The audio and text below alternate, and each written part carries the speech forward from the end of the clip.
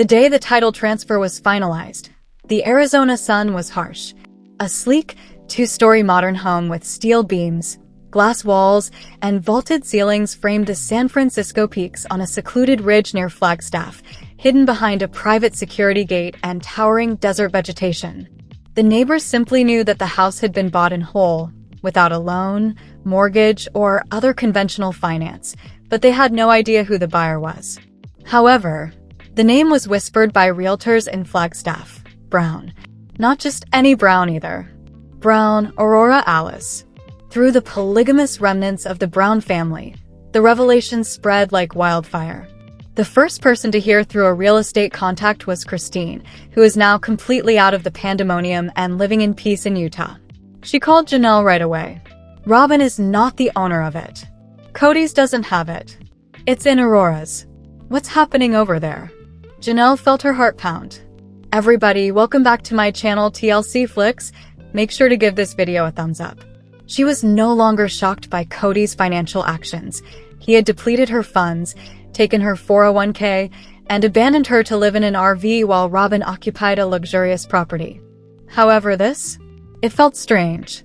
Robin's breakdown, it was Solomon, not Kody, who told Robin. The youngster heard his father talking to a notary on the phone. "Dad, which house are you referring to?" he inquired naively. Robin's voice shook with anger and fear as she faced Kody that evening. "You purchased a home under Aurora's name? Once more, you made a significant life decision without informing me?" Kody, a man eroded by decades of shame and implosions, stood expressionless in the hallway of their messy rental. He whispered, "She needed it. I had to give her a gift. Kody, we don't even have a strategy for the future." Robin screamed, tears welling up in her eyes. "And you're out there treating our daughter, my daughter, like a trophy for your shortcomings by giving her a house?" Kody, however, was not about to back down. She is 22 years old. The world frightens her. Life terrifies her. "Robin, that's our fault. I wasn't there to balance you. You shielded her from everything. That girl never even gets behind the wheel without you in it." Robin was so taken aback by his boldness that her jaw fell open. "You're saying that I'm a bad mother? Following all that I've done for our kids?" He yelled. "I'm saying that we trapped her in our dysfunction. This is my attempt to reverse it." But there was more to the truth than that. The awakening of Aurora's hands shook on the front door handle as she entered the new home. The realtor, who had already been warned by Kody not to overpower her, smiled subtly. The house smelled of lemonwood polish and new paint. There was silence. Too silent. No crying toddlers. No producers of TLC. No covert cameras. No Robin. Kody gave a key to her. He had bloodshot eyes. "You have this child. You won't be filmed here by anyone. Nobody is going to give you instructions." Aurora nearly fell to the ground. "Why now?" Her voice cracked as she asked. "Because I ought to have taken this action 5 years ago." However, Aurora was unaware of the clause hidden in the fine print on the one page in the closing folder when she signed the paperwork. A provision of reversion. Legal ownership of the house would return to Kody if she sold it within 5 years. This was more than just a present. Disguised as a crown, it was actually a chain. Like a live wire, the news ripped through the Brown household. Within hours, Paydon, who is often outspoken, went live on Instagram. He sneered. "After I joined the National Guard, my dad didn't even help me get a car. However, Aurora now has a freaking house? You believe it to be love? People, it's guilt. It's a performance." He's attempting to persuade himself that he wasn't a bad father. The cryptic meme, "When you gaslight everyone for years, then buy property to fix it," was tweeted by Michael T. Even Leon, who was largely apart from Kody, spoke up. Aurora did not request this. She is but one more victim in Kody's journey of emotional atonement. Christine carefully considered what she said when she shared a TikTok of herself dancing in her kitchen, captioning it, "Freedom smells like fresh coffee and no manipulative men." In private, though, she was concerned. Kody gave more than a house as a gift. Aurora had been secluded by him. It appeared empowering on paper. It seemed like a ticking time bomb in practice. Spirals. Robin's mental state started to deteriorate. Muttering to herself, she paced her rented. She pretended to be being observed even though the cameras had stopped shooting months ago. Why didn't he ask my opinion? She muttered. Could she move in with a boy? Could she use drugs? What happens if she leaves her siblings behind? Her daughter refused to answer when she attempted to call Aurora. Days went by. Weeks later, Robin stood trembling at the security gate when she eventually drove to the residence without permission. Through the intercom, Aurora responded. You can't come in right now, Mom. Please. Sweetheart. Let me in, please. I brought soup. Your siblings are missing you. Aurora's voice was level as she continued, I need space. This is what my father desired for me. You declared your support for him. The gate closed with a click. Robin screamed into the steering wheel and collapsed into the front seat of her car. The visit of Mary and the disclosure long distant but not silent. Mary paid an unexpected visit to the house in the meantime. Aurora opened the door for her. The kitchen was deserted while they sat there. Mary brought several framed pictures of Aurora as a teenager living in Las Vegas, along with a bottle of sparkling cider. Mary got right to the point when she added, Your dad told me years ago that he was scared of you turning out like me. What? Aurora blinked with disbelief. He claimed that I was too self-reliant. Too sharp. It's too much, Mary added. He believed that women ought to be gentle. Obedient. He feared that one day you might wake up and realize who he really is. I have already, Aurora muttered. Mary glanced over a document she had brought, a journal entry from years ago, penned by Kody. I'll never lose Robin if I can hold Aurora close. As Aurora read it, her hands trembled. She whispered, I'm not a person to him. I work as an anchor. The silence ahead of the next storm. Kody didn't come. Robin ignored her daily texts. The gate code was altered by Aurora. Aurora held a candle inside her new home. She put on some mellow music. She took a journal out. She wrote, I now have walls. Real ones, not sentimental ones. Doors. Locks. The title includes my name. I belong somewhere that isn't borrowed, for once. What sort of father Kody was is unknown to me. However, I am aware that this house won't make anything better. It's still mine, though, and I'll accept it. The air seemed heavy inside Aurora's new house, but the Flagstaff summer continued to be sweltering and bone-dry. Tense and thick. Like the desert right before the monsoon. It was still and oppressive. Kody had given her the keys 31 days prior. Since Robin attempted to enter, it has been 27. 18 since her number was blocked by Aurora. Additionally, a day had passed since she got an odd envelope in the mail without a stamp or return address, placed carefully on her front step after sneaking through the gate. Her blood ran cold at the name on it, David Jessup. The historical letter with her heart racing, Aurora sat on her contemporary linen couch with an envelope in hand. It had been years since she had heard that name. Her father by birth. For the most of Aurora's existence, Robin had portrayed David Jessup as a monster who was unstable, irate, and dangerous. Aurora didn't remember him. Just tales. Terrifying ones. Kody also repeated stories. Narratives supporting the legal adoption. The new surname. The limits. She opened the letter, her hands shaking. Aurora, I'm not someone you know. Furthermore, I will not pretend to have ever been your father. But because the man who took my place just gave you a house with a leash attached, you deserve the truth now. I am aware of stuff. Concerning Kody. Regarding the reason he adopted you. About what he stole from you and your mother. You should meet me in Holbrook if you want answers. Sunday, 2 p.m. At the former diner off of Route 66. I'll be waiting. Come by yourself. She let the letter fall. She felt chilly. Her thoughts were racing. The collapse of Robin sitting on the floor of her bedroom across town. Robin was surrounded by boxes of unopened mail, bills, and dozens of unpaid property tax warnings from their rental. Her cheekbones were smeared with mascara. The kids hardly looked her in the eye anymore.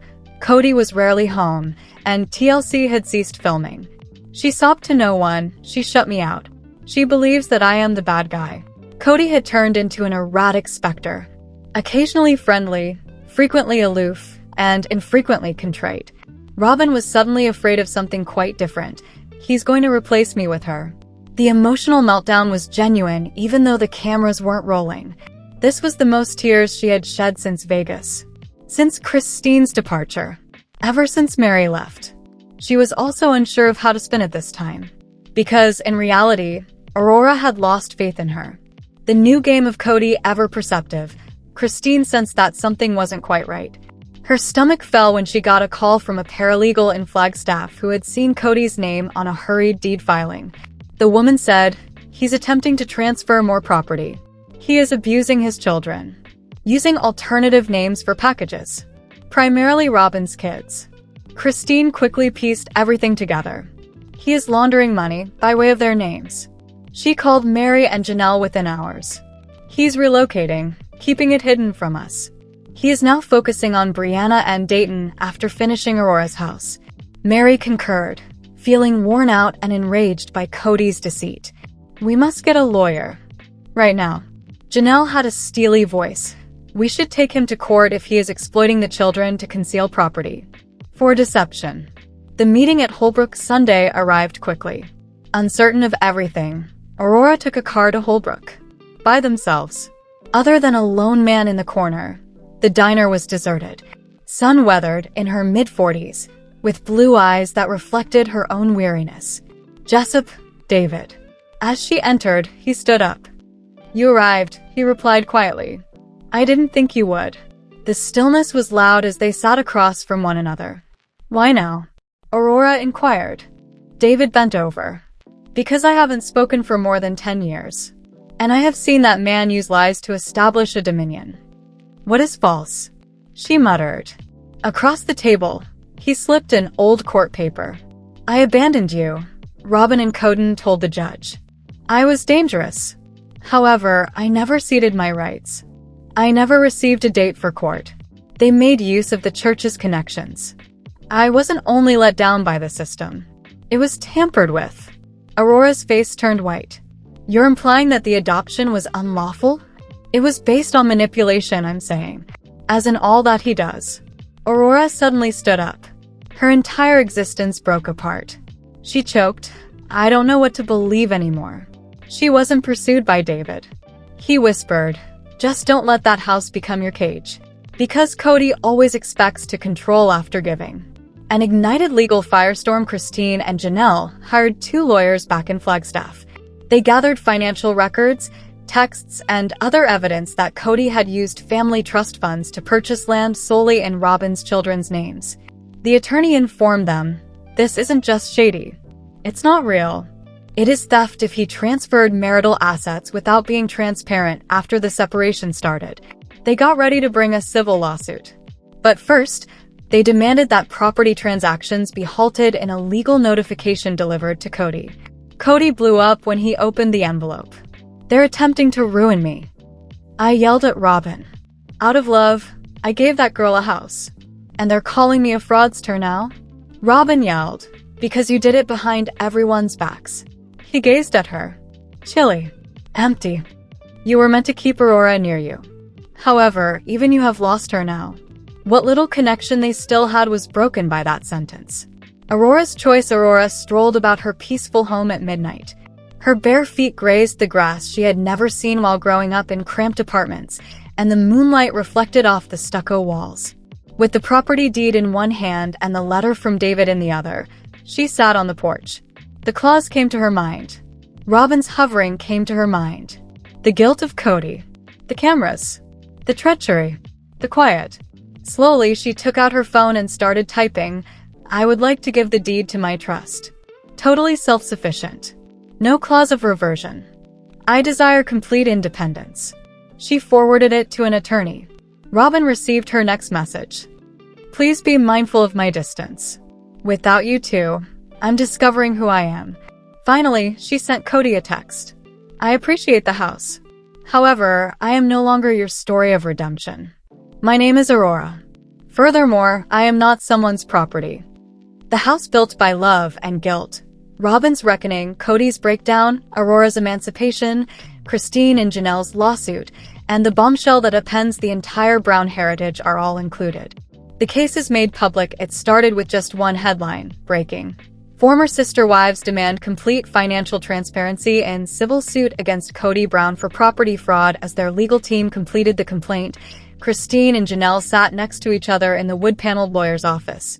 The civil case requested: every Brown family trust account was thoroughly audited. Property transfers affecting Robin's children must immediately stop. Reimbursement for the assets of the marriage that were utilized to buy Aurora's house. Additionally, a request to avoid any fraudulent provisions, including those concealed in Aurora's deed. Fans, former castmates, and even distant family members texted support and screenshots as soon as the file was made public, and their phones exploded. Land movement data, screenshots of Kody's personal Venmo, and hushed tales from Flagstaff insiders regarding cash stashed in Wyoming. Janelle grimly scrolled through them.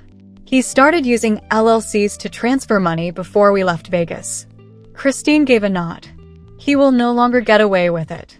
The arrival of Robin's letter. When the certified letter arrived, Robin was pacing her kitchen. One envelope with a gold seal and Robin Sullivan Brown's name printed in formal writing. Slowly she opened it, and then her heart fell. A formal notice from Aurora's lawyer was enclosed. As of right now, Robin Brown is acting only through independent legal counsel, and Aurora Alice Brown has revoked all parental authorization for any representative rights. You are to avoid contact, visitation attempts, and any interference with her affairs or residence. Breathing heavily, Robin fell on the kitchen floor. She had been lawfully cut off by her newborn girl. The start of Kody's spiral. Robin barged in with the letter like a white-hot brand, interrupting Kody in the middle of his tirade at his Airbnb. She lawyered up Kody and legally removed me. His eyes were wild and his face was flushed as he turned slowly. Well, maybe you won't pamper her anymore. She cried out. You started this. You gave her the house. He yelled. Because I thought she'd still need us. Instead, she's behaving like Mary, cold, ungrateful, and independent, just like the others. She yelled, You mean free? Because that's what you're scared of, Kody, women who don't require you. He struck the counter with his fist. She was meant to be unique. In his heart, though, Kody was upset with himself. For losing control, for discovering that every gift he offered had conditions, and for the women in his life eventually cutting them off, rather than with Aurora or Robin. TLC discloses information. TLC released a statement 3 days after the lawsuit garnered national attention. We are aware of the civil case involving former Sister Wives cast members. We are conducting our own internal review regarding contractual transparency and financial agreements made during production, but we do not comment on ongoing litigation. In other words, TLC was pulling away from Kody. According to insider leaks, the network has already started discussing a new series with Janelle and Christine and halted work on a spin-off centered on Kody, reclaiming Brown, the patriarch's legacy. The tide had turned after TLC had had enough. The bombshell of DNA with her fingers gripping the results envelope, Aurora sat in silence in her lawyer's office. She hadn't told her siblings, Robin, or even Kody. The time and date of her DNA test submission were only known to David Jessup. It was sitting in front of her now. The lawyer said softly, Do you want me to read it aloud? Aurora gave a nod. Aurora Alice Brown and David Preston Jessup have a 99.998% paternity match. Her hands trembled and the paper flew. She muttered, So it's true that he is my biological father. In a single breath, years of lies came crashing down. Kody had told her that David had abandoned her, that he had left, and that the adoption was for her protection. But suddenly she was aware that he had been erased. The secret recording of Mary. Christine received the following message from Mary when she was assisting Janelle in organizing financial documents. That recording, the one from Vegas, where he told him what Aurora truly was, I believe I still have. That evening, they met in a dim hotel room in Salt Lake.